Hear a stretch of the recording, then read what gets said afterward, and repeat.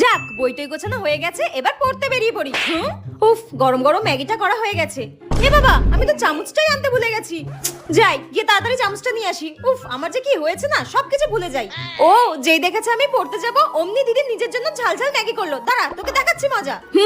আমি পড়তে চলে যাওয়ার সুযোগ নিয়ে তুমি ঝালঝাল ম্যাগি খাবে, তাই না? তোকে দেখাচ্ছি মজা। আজকে তোর ম্যাগির মধ্যে এমন নুন মেশাবো, তুই সারা জীবন আমাকে না ম্যাগি দিয়ে খাওয়ার কথা ভাবতেই পারবি না। সব নুনটা দিয়ে দেবো।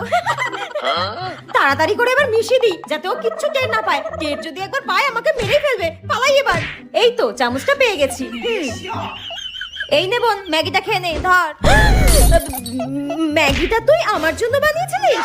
হ্যাঁ, তোর জন্যই তো আমি ম্যাগিটা কষ্ট করে বানিয়ে নিয়ে আসলাম। তুই পড়তে যাবি বলে। তোর তো আবার ঘন ঘন খিদে পায়। নে, ম্যাগিটা খেয়ে তারপর পড়তে যা, ধর।